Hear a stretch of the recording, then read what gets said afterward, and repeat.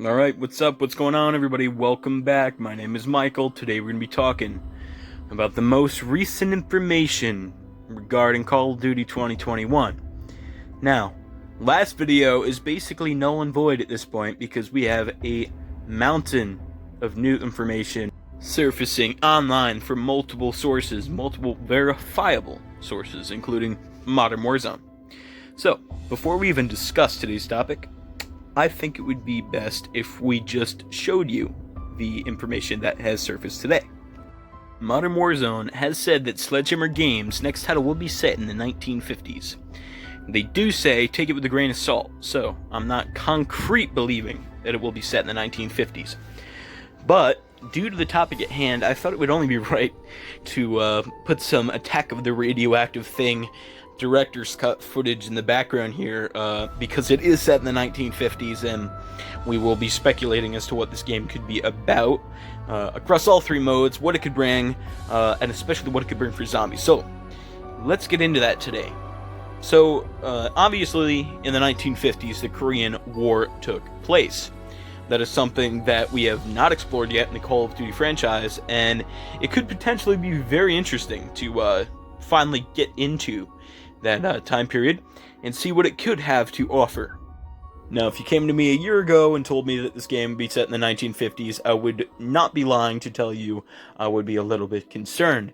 However, with Black Ops Cold War, we have seen that games set in the past can handle a lot of post-launch support if done correctly, because usually in the past, games set in the past have suffered from post-launch fatigue, lack of content, lack of decent and amusing cosmetics, and usually haven't been as interesting in recent years as games either set in the modern era, near future, or in the advanced future setting of Call of Duty.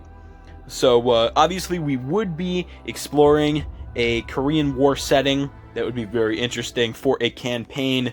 Earlier today, Tom Henderson put this out on Twitter, and at first, it looks like kind of a joke, but it could have an underlying meaning. Now, if anybody doesn't know, there is a term that is used to describe a specific type of warfare. It is called guerrilla warfare. Guerrilla warfare is a form of irregular warfare in which small groups of combatants, such as paramilitary personnel, armed civilians, or irregulars, use military tactics including ambushes, sabotage, raids, petty warfare, hit-and-run tactics, and mobility, fight a larger and less mobile traditional military.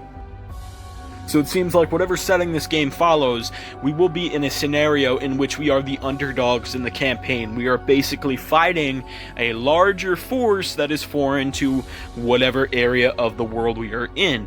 Now, could that be following the Korean War, or could this be a war story set in the 1950s that is completely unrelated to the Korean War?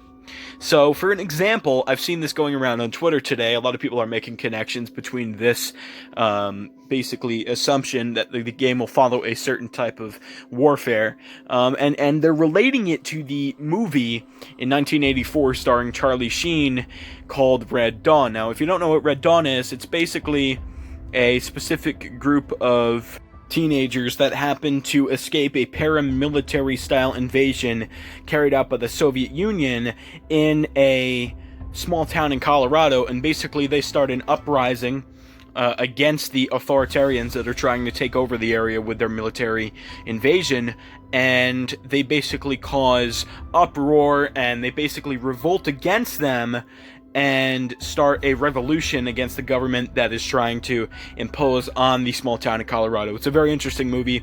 If anybody hasn't seen it, I do recommend it. There even is a reboot that came out in 2012 that actually switches the roles up a little bit, and takes out the Soviet Union and puts in North Korea there, because at the time of that movie being made, there were tensions between North Korea and the United States, and there still are, but that's a topic for another day. I don't want to get political on this channel and turn anybody away that might actually be watching these videos, so. But anyway, it could follow a scenario in which we do have a campaign that follows the mold of a film like Red Dawn, or a scenario like guerrilla warfare. Now, I'm excited for a new campaign. I always am. It's the first thing I play every time a new Call of Duty releases every single November or October, deciding whatever they go with this year. and it will be the first thing I play, but that's not my main concern with the next Call of Duty.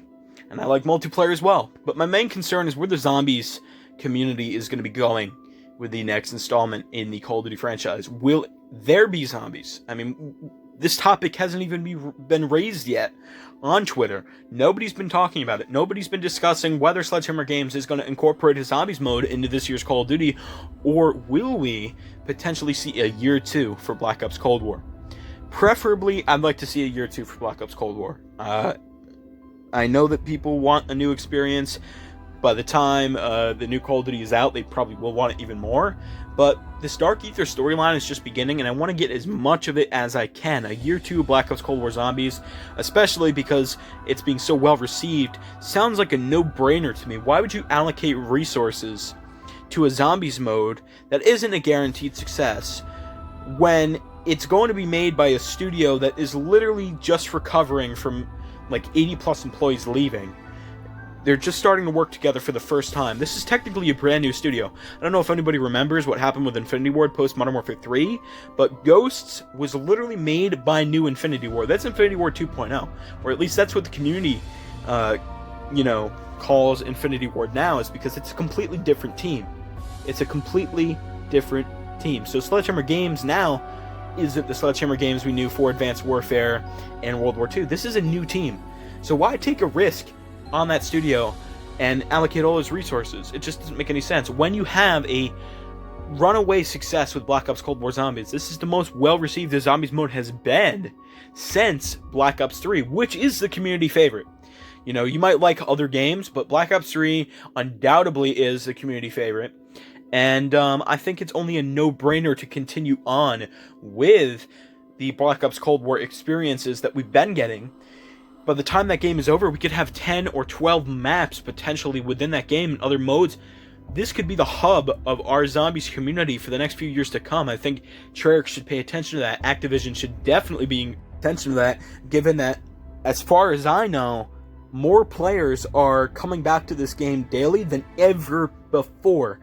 That's what they reported. That could be false because, maybe they're pushing around their numbers because Black Ops Cold War wasn't selling so well to begin with and wasn't doing monetarily as well as Modern Warfare during that launch, but Modern Warfare had been gone for almost a decade, so I understand. I think we need to look back to Black Ops 4, and you could also see the connections and type of, income that Activision had during that game's launch. It was an event and an experience for people because it literally had been gone for 8 years, I'm pretty sure, 7 or 8 years, so, we need to, lower expectations for the amount of money these games are going to be making going forward, because who knows? I mean, we are at the height of the Call of Duty community. We talk about the golden age of COD being COD 4 through Black Ops 2, and then we had the rough patch going through, with Black Ops 3 being the exception.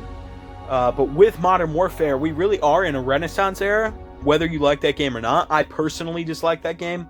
I didn't enjoy it. A lot of problems with that game, and you've probably been beaten over the head to death with what people think about Modern Warfare, so I'm not even going to get into it now. But I do think that Black Ops Cold War should continue success it has seen with its zombies mode into a year 2 and integrate that with the battle pass that will be coming with this next Call of Duty game. So overall, I'm very excited to see what's coming with the next Call of Duty. I hope everyone here is excited to see what's coming with the next Call of Duty. I will be here on this channel. Please like, subscribe, and leave a comment down below. Tell me what you thought of my video, and maybe I can improve it if you have any problems with it. But I've been Ethereal Shadow. Thank you for watching my video, and peace out.